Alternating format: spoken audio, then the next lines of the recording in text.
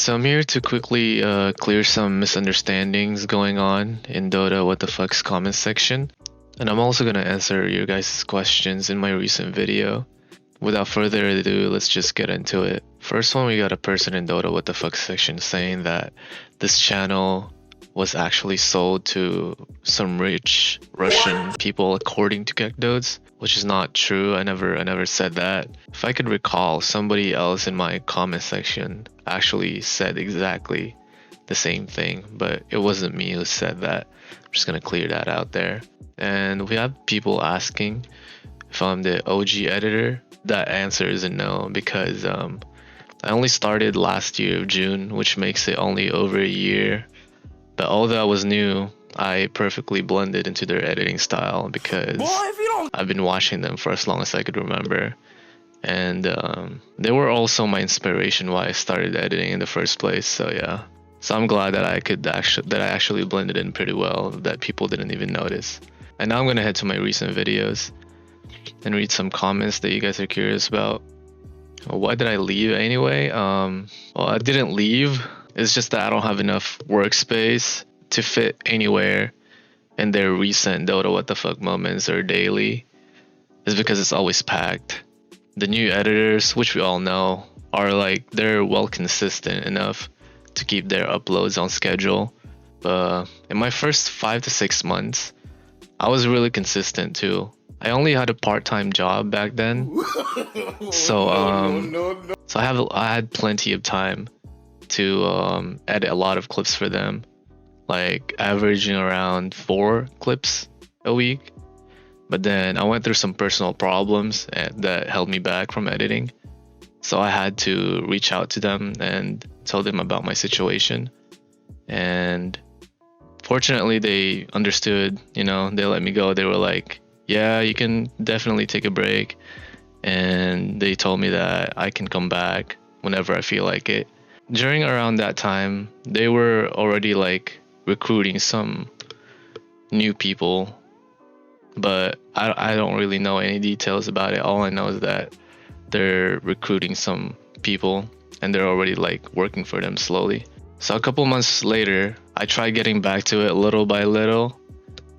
But then again, as I mentioned, their schedule is pretty packed, which is completely fine by me, because during my break, I actually found a full-time job instead of a part-time job. So I don't have much to edit anyway, so I was totally fine about like not editing a lot. Stop the cap.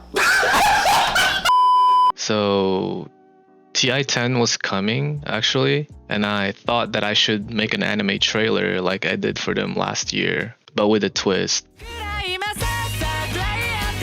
So I talked to them about it, and then they agreed, and they told me that I should give it a try despite it getting demonetized because most of the anime intros, most of the anime songs, if not all, are like copyrighted. So yeah, I was about to start the project, but then I mentioned to them about the clips that I previously edited for them that they declined because of copyright issues. I asked them if I could redo it and replace it with like a copyright free song, so that way they can like use it to like, so they can get revenue out of it.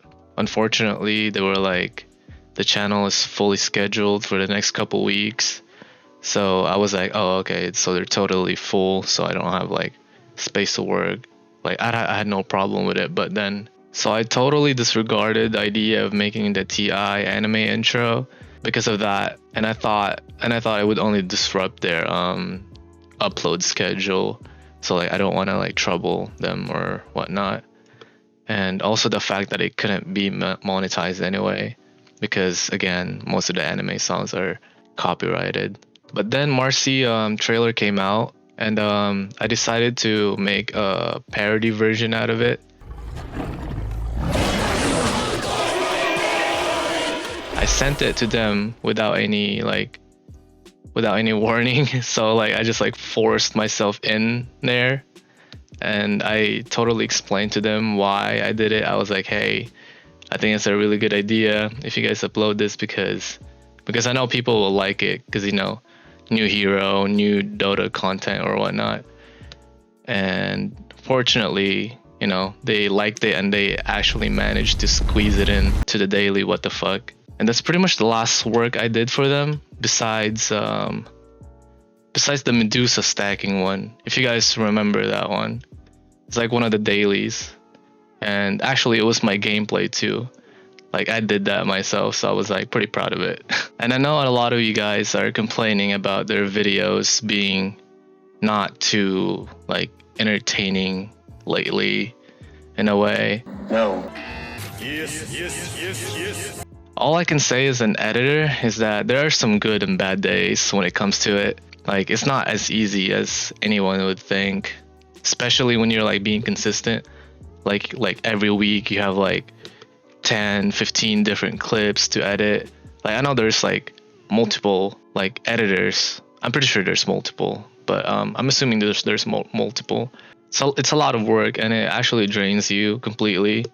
I understand that it could be like that for like some time to time, but then I was also a little bit curious and why it's been happening for like, because like I've been updated, like I watch every single one of their videos, so like I notice changes, like I know what's going on. I'm also a bit upset that they're actually like getting away with these lazy edits, if I'm being honest. Best I could do about it is reach out to the creators and discuss to them about like this problem and why people are, you know, not liking their work. But then, you know, I did actually. I tried reaching for them, but then, you know, I just got ignored.